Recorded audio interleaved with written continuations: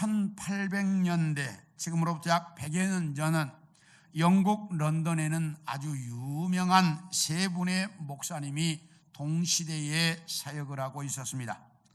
그 중에 한 분은 설교의 황태자라고 일려지는 찰스 스펄전 목사님이 계셨고, 또 한 분은 수많은 책들을 써서 우리에게 신학 사상을 잘 가르쳐준 마이어 목사님이라고 하는 분이 있었고, 또 한 분은 웨스터민스터 교회를 담임하셨던 캠벨 몰간 목사님이라고 하는 세 분이 같은 시대에 런던에서 사역을 하고 있습니다. 이분들이 얼마나 유명하냐면 저도 이 세 분의 책을 여러 권 가지고 있을 만큼 그렇게 유명하신 분들입니다. 그런데 이 세 분은 아주 가까운 친구 사이였습니다.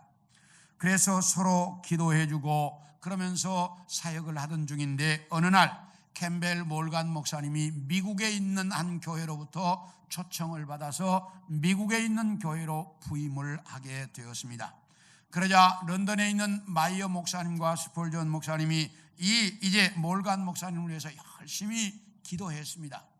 그런데 미국으로 간 지 몇 년이 지나지 않아서 런던에 있는 웨스터민스터 그 교회의 담임 목사님으로 다시 부임을 해왔습니다. 그래서 세 분이 다시 런던에서 목회를 하게 되었는데, 어느 날 마이어 목사님이 이런 고백을 했습니다.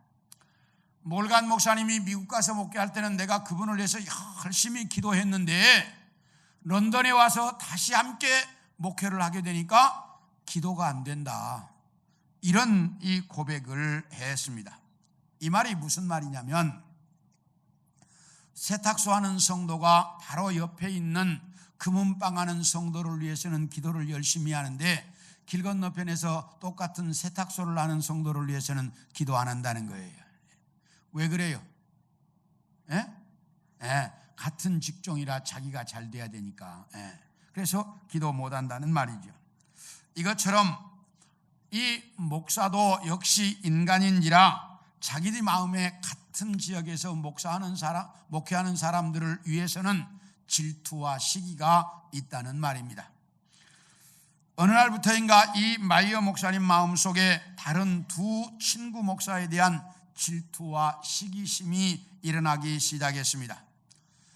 그 설교 잘하는 스펄전 목사님에 대해서, 그리고 또 큰 교회를 웨스터민스터 교회를 담임하는 몰간 목사님에 대해서 질투와 시기가 나면서 자기는 큰 교회를 담임하는 것도 아니고 설교를 그렇게 잘하는 것도 아니고 자기 자신이 초라해 보이면서 두 분에 대한 질투와 시기가 나기 시작했던 것입니다. 그래서 하나님 앞에, 하나님, 이 질투와 시기하는 마음을 좀 없애주세요 라고 기도하는데 쉽게 그 마음이 없어지지가 않습니다. 그래서 고민을 하면서 기도하던 어느 날인데 하나님께서 이 마이어 목사님에게 음성으로 들려주셨습니다. 마이어야, 네 기도를 바꿔라. 하나님, 뭐라고 바꿀까요? 네가 시기와 질투하는 마음을 없애달라고 기도하지 말고 이제부터 스펄전 목사나 또 몰간 목사를 위해서 축복 기도를 해라, 이렇게 하나님께서 말씀하시는 것이었습니다. 그래서 그 음성을 들은 마이어 목사님이 그날부터 하나님 앞에 기도할 때 뭐라고 기도하냐? 하나님, 스펄전 목사님의 교회가 놀랍게 부흥하게 해주시고 몰간 목사님이 목회하는 교회가 세계적인 교회가 되게 해달라고 기도하기 시작했습니다. 그렇게 기도를 하다가 보니까 자기 마음속에 평안이 찾아오고 기쁨이 찾아오더라는 거예요. 그래서 그분이 그의 책 속에 이렇게 써놨어요.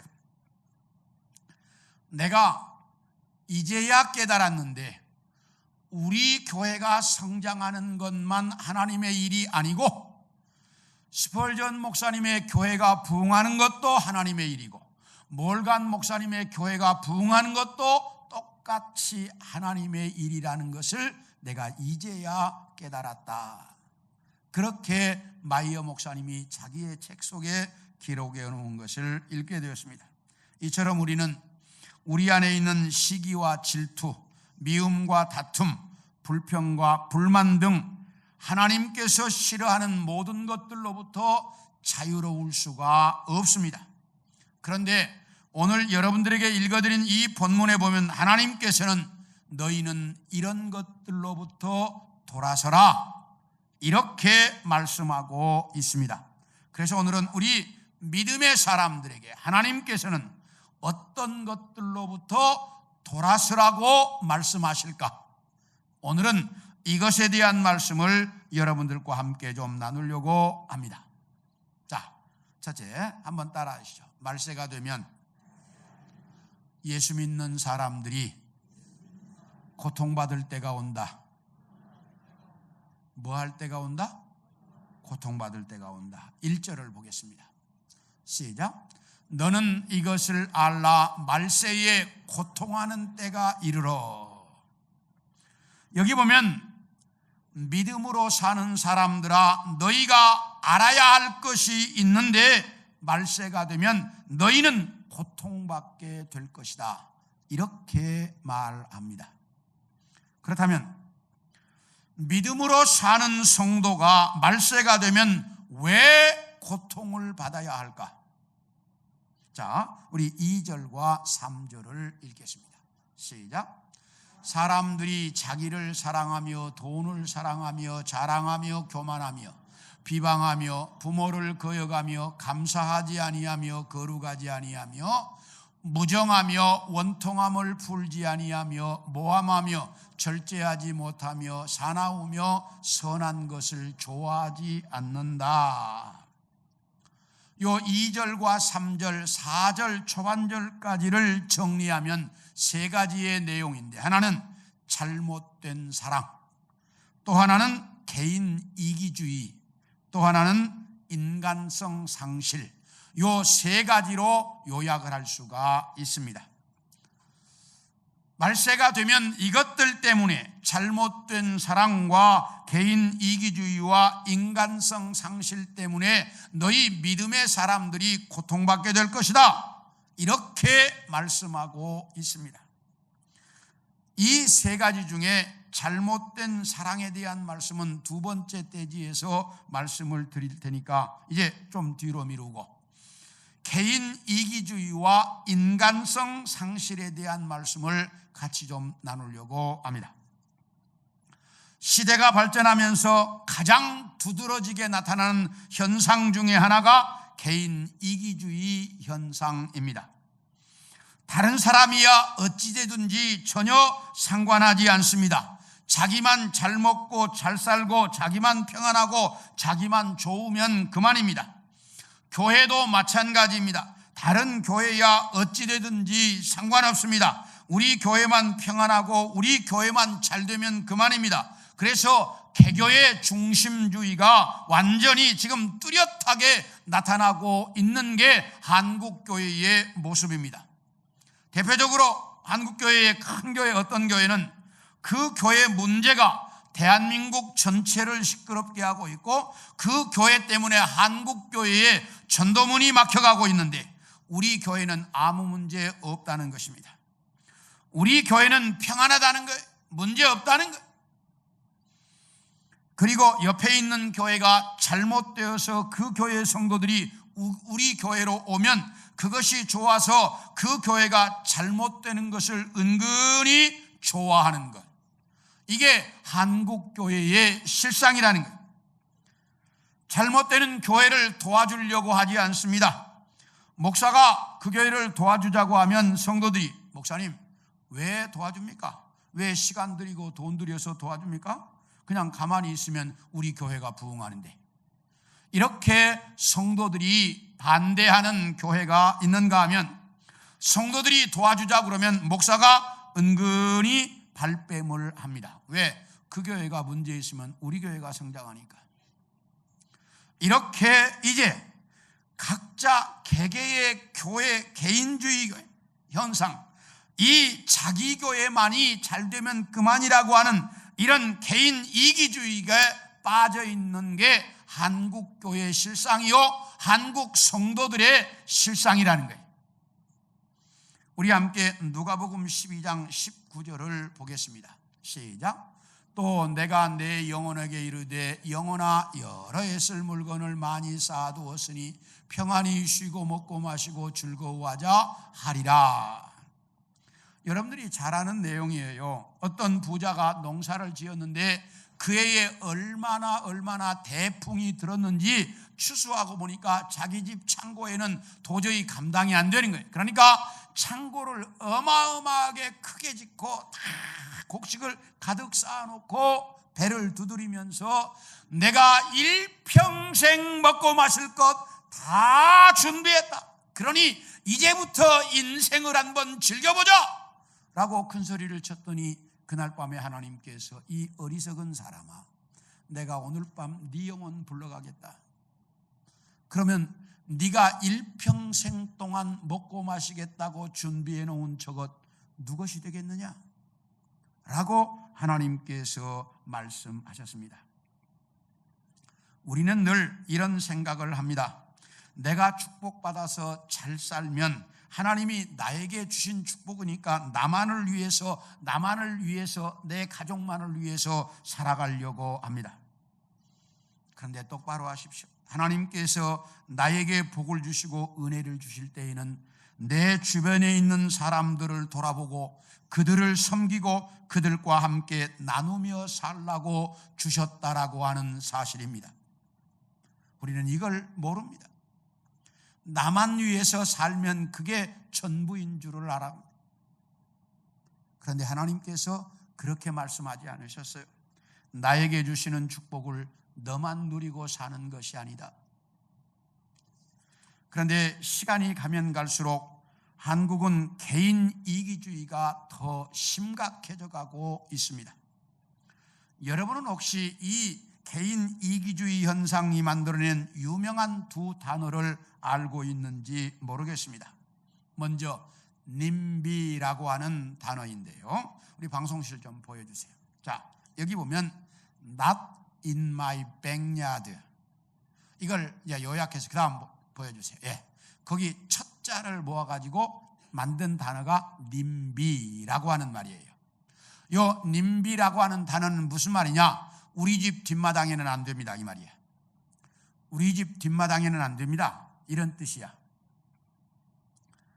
이 단어가 생겨난 것은 미국의 아이슬립 항에서 쓰레기를 싣고 화물선이 출항을 해서 미국의 플로리다, 텍사스 남부 6개 주를 돌고 멕시코, 바하마, 남미까지 6개월 동안 돌았지만 어디에서도 쓰레기를 우리 주에는 못 내린다, 우리 항구에는 못 내린다, 다 거절을 해서 어쩔 수 없이 쓰레기를 싣고 다시 그 항구로 돌아왔다. 여기서 생겨난 단어가 이 님비라고 하는 단어입니다. 이 말이 오늘날 유명한 단어가 되었는데 왜 유명한 단어냐? 장애인 시설이나 쓰레기장이나 교도소나 화장장 같은 혐오 시설을 자기들이 살고 있는 지역에다는 못 지게 한다는 거예요.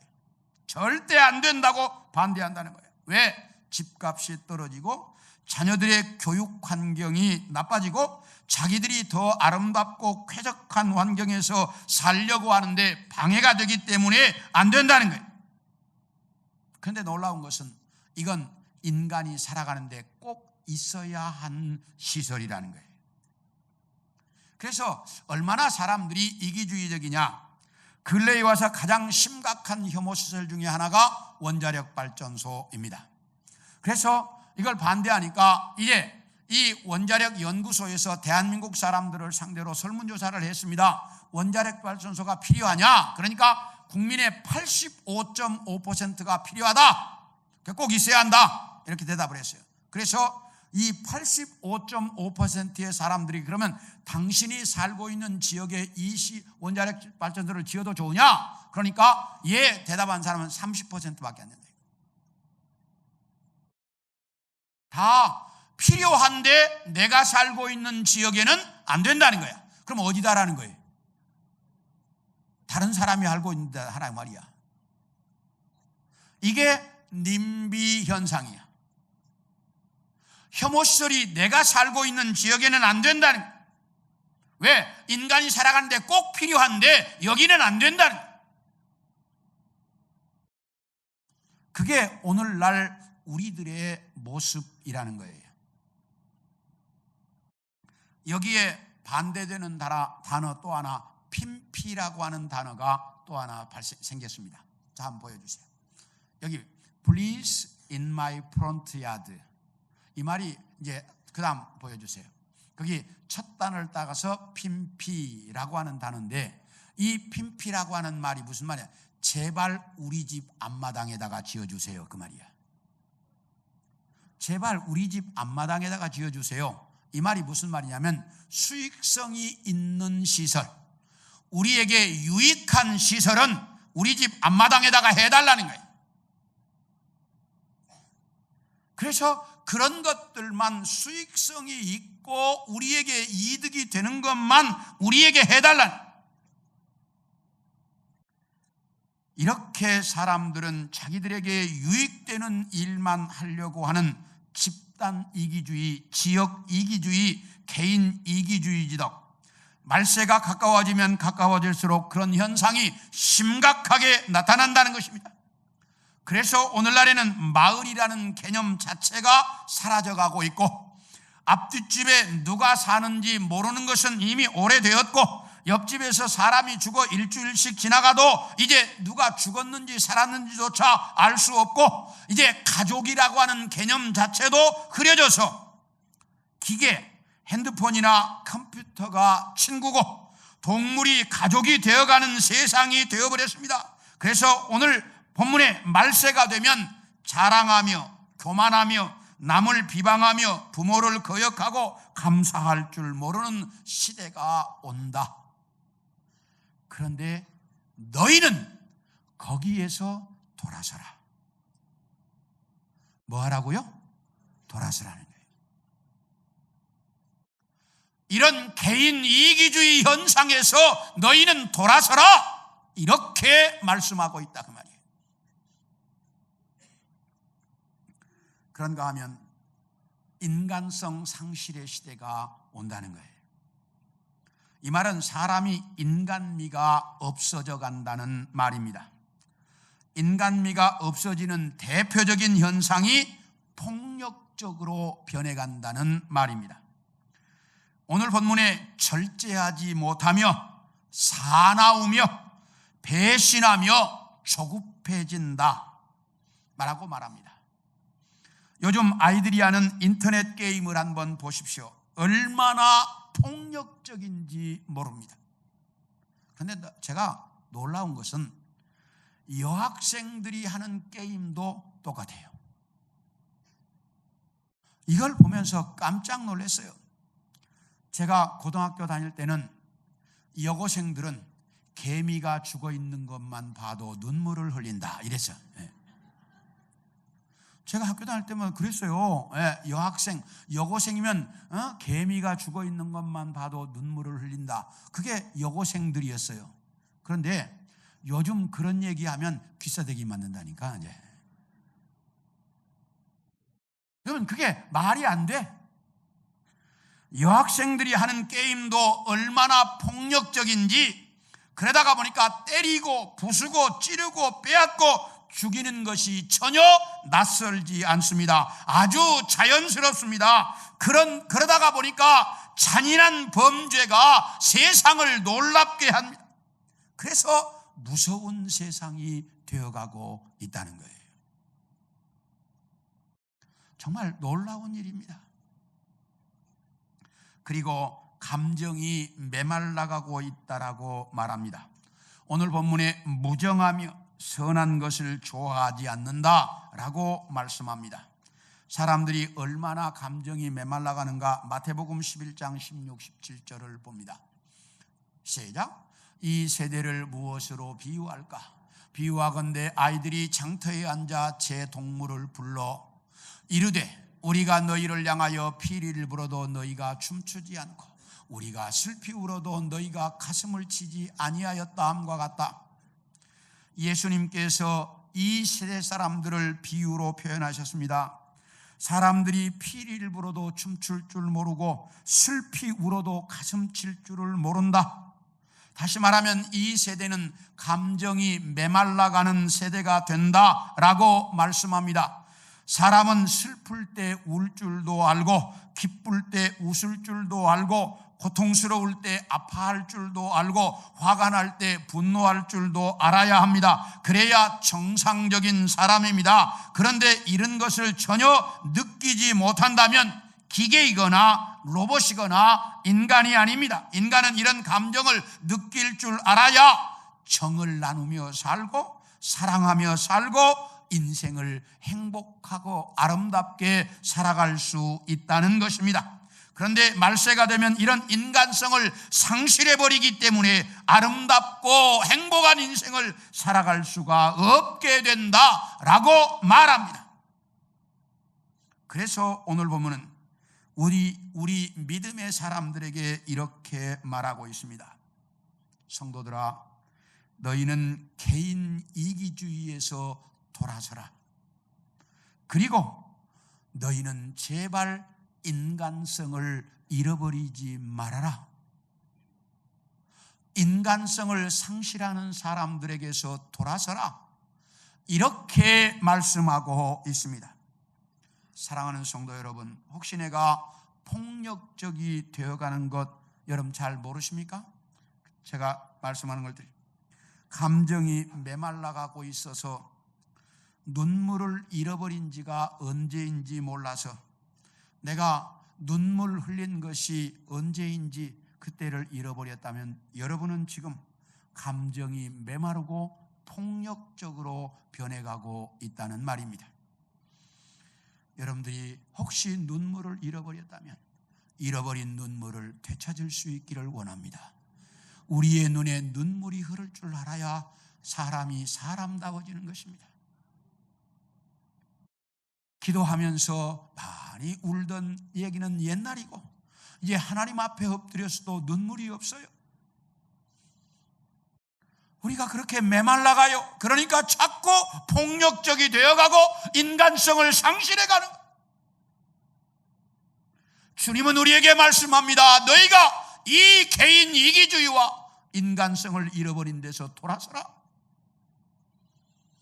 그래야 너희가 올바른 신앙생활을 할 수 있다라고 말씀합니다.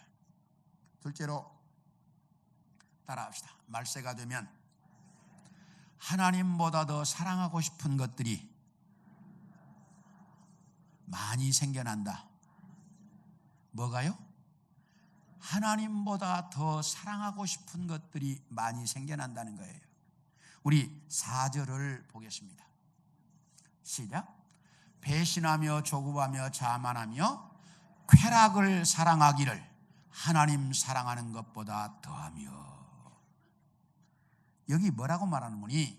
하나님보다 쾌락을 더 사랑하게 될 것이다 라고 말씀하고 있습니다. 현대의 과학과 문화는 정말 엄청나게 발전하고 있습니다. 제가 지난번에도 말씀을 드렸는데 20세기 최고의 걸작은 뭐라고 그랬죠? 컴퓨터.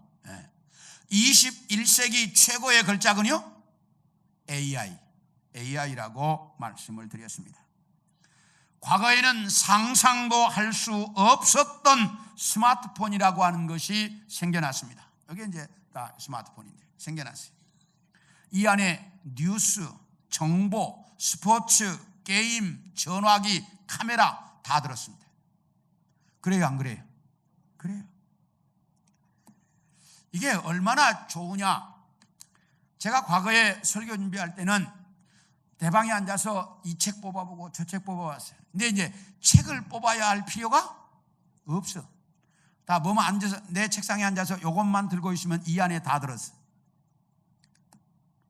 이제 설교 준비할 때도 여기서 다 찾는 거야. 그래서 요즘 책이 안 팔린다는 거예요. 책 장사가 다 망해가는 거예요. 왜? 이 안에 다 들었으니까. 이게 오늘날 현대의 움직임입니다. 이제 조금 있으면 이 핸드폰 들고 집안에다가 로봇이 딱 하나 두어놓고 이 핸드폰으로 조작하는 거야. 야, 지금 밥 해라. 그러면 딱 집에 도착하면 밥이 돼 있어. 야, 집에 청소해라. 야, 집에 빨래해라. 그러면 요게 핸드폰에 딱 명령 내리면 로봇이 다 움직인다니까. 그런 시대가 지금 오고 있어요. 금방 돼. 이건 멀지 않았어요. 자동차도 내가 운전할 필요가 없어. 딱 조작만 해놓으면 지가 다 움직여. 그러면 차에 앉아서 나는 내 할 일 하고 있어. 그런 시대가 지금 다 오고 있어요. 아마 여러분 세대에 이루어진다니까. 그건 멀지 않았어요. 그러면 인간인 내가 해야 할 일 다 뭐가 해? 기계가 해. 그러면 내가 일해야 할 필요가 없어. 그러면 그 나머지 시간 인간은 뭐 할 거예요? 에? 인간은 뭐 할 거예요? 이제 기계가 다 하면 그 시간에 인간은 뭐 할 거냐? 쾌락을 누리려고 준비하고 있다 그 말이에요. 21세기에 들어오면서 쾌락의 산업이 급속도로 성장하고 있어요. 왜? 인간이 해야 할 일 기계가 다 하게 만들어 놓고 그 나머지 시간 인간은 즐기고 마시고 놀자는 거예요.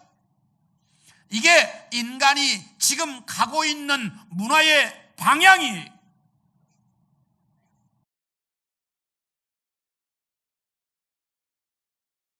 이렇게 가다가 보니까 세상이 쾌락의 중심이 되어서 이 쾌락이 얼마나 중독성이 있느냐, 이제 하나님보다 더 사랑하게 될 것이라는 거예요. 그 쾌락을 사랑하는 것 중에 하나가 동성연애입니다. 남자가 남자와 여자가 여자와 사귀고 결혼도 하고 살겠다는 거예요. 다시 말하면 내가 좋아하는 사람이라면 남자든 여자든 상관없이 우리 즐기며 살아보겠다는 거예요. 그러면서 이것 때문에 지금 우리나라에 문제가 되어 있는 것이 차별금지법이라는 것입니다. 이 차별금지법이라는 것은 뭐냐면 남자가 남자끼리 여자가 여자끼리 사귀어도 이제 차별하지 말고 똑같이 인정해 주자는 말입니다. 그래서 결혼도 하고 그래서 자녀도 입양해서 가족처럼 살게 하자는 거예요. 난 이렇게 주장하는 사람만 보면 내가 딱 물어보는 게 있어요. 당신 아들하고 결혼하겠다고 데려오면 당신 허락하겠냐? 내가 딱 물어봐. 제가 이 이야기 하는 놈들한테 다 물어봐요. 내가. 당신 딸이 여자하고 결혼해서 살겠다고 하면 당신 허락하겠냐? 이게 지금 차별금지법이에요. 그런데 우리나라에서는 2006년에 트랜스젠더는 가족관계 등록법상 성별을 정정할 수 있도록 이미 허락했습니다. 다시 이야기하면 남자인데 성전환을 해서 여자처럼 살면 호적에 여자로 성전환을 했다고 해서 이 성별을 여자로 바꿀 수 있도록 이미 우리나라 법이 2006년에 허락했어요. 그런데 여기다가 이제 차별금지법까지 이제 통과하자 그러니까 기독교에서 죽기 살기로 반대하는 거예요. 그래서 여러분들이 속아 넘어가면 안 돼. 차별금지법을 기독교가 왜 반대하는지를 알아야 돼. 이렇게 쾌락을 쫓아가는 것이 현대인들의 모습이라는 거예요. 이렇게 쾌락을 쫓아서 살자는 거예요. 오늘 본문이 이야기합니다. 말세가 되면 하나님보다 사람들이 쾌락을 더 사랑하게 될 것인데 너희는 거기서 돌아서라. 뭐해라? 돌아서라. 이렇게 말씀하고 있어요. 그리고 또 하나, 말세가 되면 자기 자신을 하나님보다 더 사랑하게 될 것이라는 거예요. 현대인의 특징 중에 하나가 자기중심주의입니다. 어떻게든지 자기를 드러내려고 합니다. 왜냐하면 그렇게 해야 자기가 이 세상에서 인정받고 더 잘 살아갈 수 있다고 생각하기 때문이야. 이렇게 살아가다 보니 보이는 것은 나밖에 없습니다. 다른 사람이 보이지 않습니다. 어려서부터 각자의 가정에서 최고의 보물처럼 대우받으면서 성장해 왔고, 형제들이 없이 나 혼자 살다 보니 다른 사람 생각할 줄을 모릅니다. 나보고 다른 사람과 나누고 섬길 줄을 전혀 모릅니다. 오직 자기밖에 모릅니다. 얼마나 우리가 자기밖에 모르느냐? 몇 년 전 얘기입니다. 한국에 있는 모 기업에서 그 직원을 채용하였다는 채용 공고가 나갔습니다. 그 회사는 꽤 유명한 회사인데 공명 이렇게 냈어요. 인원을. 공명이라는 건 몇 명 모집한다는 거예요? 10명 이하 9명까지 모집한다는 얘기죠. 공명 그랬으니까. 그래서 광고가 나갔는데 200명이 훨씬 넘는 숫자가 지원을 했어요. 그래서 이 사람들이 지원을 받아서 이제 채용 시험, 이 채용 시험을 치르는 날입니다. 딱 가니까 종이를 한 장씩 나눠주는 거예요. 그런데 보니까 1번 yes, no, 2번 yes, no, 3번 yes, no, 4번 yes, no, 4가지밖에 없어. 그리고 종이를 한 장씩 나눠주는 거예요. 그리고 이야기합니다. 이 방 안에 들어가서 4개의 문제가 있는데 그 문제를 보시고 답을 쓰세요. 이렇게 알려주는 거예요. 그래서 그 이제 답지를 딱 들고 방 안에 들어갔더니 사면이 거울이야. 그래서 1번이라고 써 있는 거울 앞에 딱 가서 섰어요. 그랬더니 이렇게 써 있어. 여기 보이는 사람은 정직한 사람입니까? 보이는 게 누구예요? 자기지. 거울이 보이니까. 여기 보이는 사람은 정직한 사람입니까? Yes, no. 2번 거울 앞에 딱 서니까 이 사람은 어떠한 경우에도 거짓말을 하지 않습니까? Yes, no. 3번 거울 앞에 딱 서니까 이 사람은 과연 신뢰할 수 있는 사람입니까? Yes, no. 4번 거울 앞에 딱 서니까 만일 당신이 이 회사의 사장이라면 이런 사람을 채용할 수 있겠습니까? 이렇게 딱 써 있는 거예요. 거울에 4개의 문제야.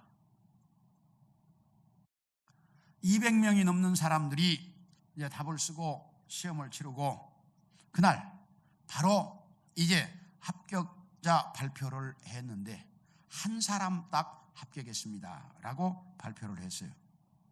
그래서 왜 그렇습니까? 그러니까 답이 모두가 다 노인데 딱 한 사람만 4개 다 노라고 대답을 했다는 거예요. 그러면 정직하냐, 거짓말을 하지 않느냐, 신뢰할 수 있느냐라고 하는 이 물음에 다 자기들은 정직하기도 하고 거짓말도 안 하고 신뢰할 수도 있다고 대답을 했다는 거예요. 그런데 딱 한 사람만 나는 신뢰할 수도 없고 나는 거짓말을 하고 나는 정직하지도 않다. 나 같으면 이런 사람은 채용하지 않는다. 이렇게 대답을 했다는 거예요. 한 사람밖에 없더라는 거예요. 그렇다면 200명이 넘는 사람들이 대부분이 다 자기 자신은 그래도 믿을 수 있고 그래도 정직하고 그래도 거짓말을 하지 않는다고 자기 자신을 뭐 한다는 거예요? 평가하고 산다는 거예요. 이것이 오늘날 우리들의 모습입니다. 이렇게 나를 사랑하다가 보니까 하나님을 사랑할 여유가 없습니다. 하나님을 사랑할 마음의 공간이 없어요. 나밖에 몰라요. 그래서 하나님보다 나를 더 사랑한다 이렇게 말하고 있어요.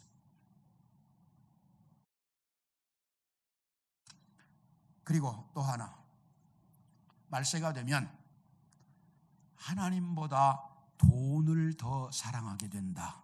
이렇게 말하고 있습니다. 오늘날 우리가 살아가는 모습을 보면 절대로 벗어날 수 없는 것이 하나 있는데 그게 뭐냐면 돈입니다. 돈이 없으면 먹을 수도 없고 입을 수도 없고 배울 수도 없고 오고 갈 수도 없고 또 이제 치료받을 수도 없고 가르칠 수도 없습니다. 그러다가 보니 이 돈에 매여 살고 있는 것이 인간의 실상입니다. 인간이 어느 정도로 돈에 매여 사느냐? 어떤 교회 목사님이 그 교회 성도들 중에서 꽤 잘 산다고 알려진 한 부자인 성도의 임종이 가까웠다고, 목사님 좀 오셔서 기도해 주시면 좋겠다고 급하게 연락이 와서 그 연락을 받고 쫓아갔습니다. 가서 보니까 이미 거의 다 임종이 가까워 있는 거예요. 뭐 의식도 없어요. 그래서 목사님이 손을 잡고 기도하려고 손을 딱 잡으니까 이렇게 하니까 손을 빼는 거야. 그게 왜 그러지? 다시 한번 잡았어. 또 손을 빼는 거예요. 그래서 목사님이 손을 빼서 이제 머리에 손을 얹고 기도를 했어요. 기도가 끝나고 나서 조금 있다가 운명을 하셨어요. 운명을 하셔서 그 뺀 손을 보니까 뭘 하나 쥐고 있는 거예요. 그래서 물어봤어요. 가족들에게 저게 뭐냐고. 그러니까 금고 열쇠입니다 그러더라고요. 웃을 일이 아니에요. 마지막 죽으면서도 뭘 못 넣는 거야? 금고 열쇠를 못 넣는 거야. 목사가 혹시나 가져갈까 봐서 목사가 잡으니까 목사 손도 뺀다니까.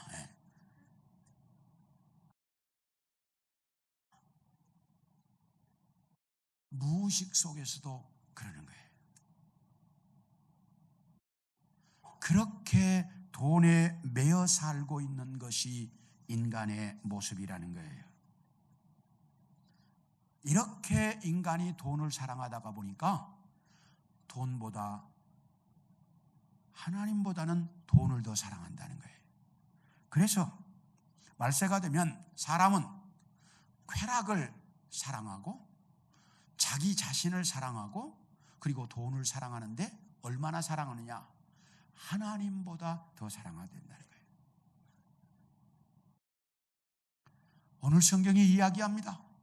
사랑하는 성도들아, 너희는 이렇게 하나님보다 더 쾌락을 사랑하고 돈을 사랑하고 자기 자신을 사랑하는 데서 돌아서라.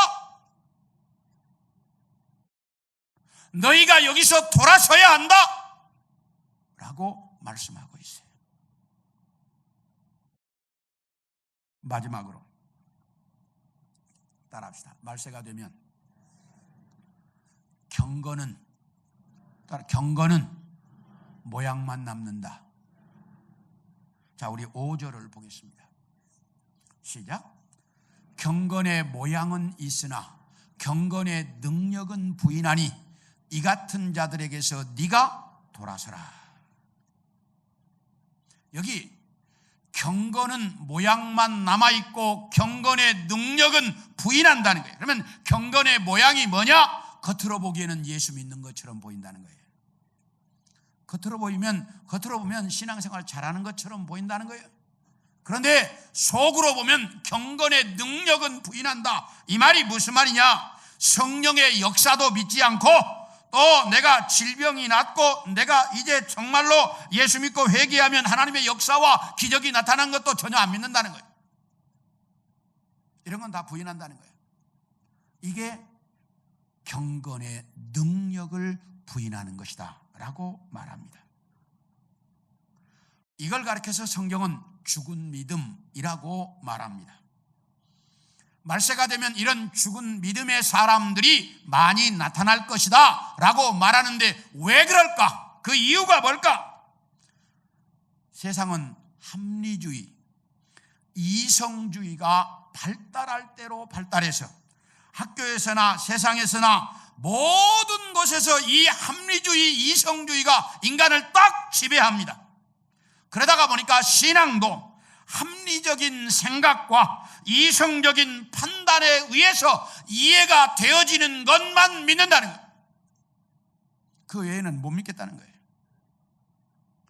그러면서 하는 말이 뭐라고 말하냐? 그렇게 이성주의, 합리주의에서 이해되는 것만 믿는 신앙이 자기들은 지성적인 신앙인 줄로 착각하고 산다는 거예요.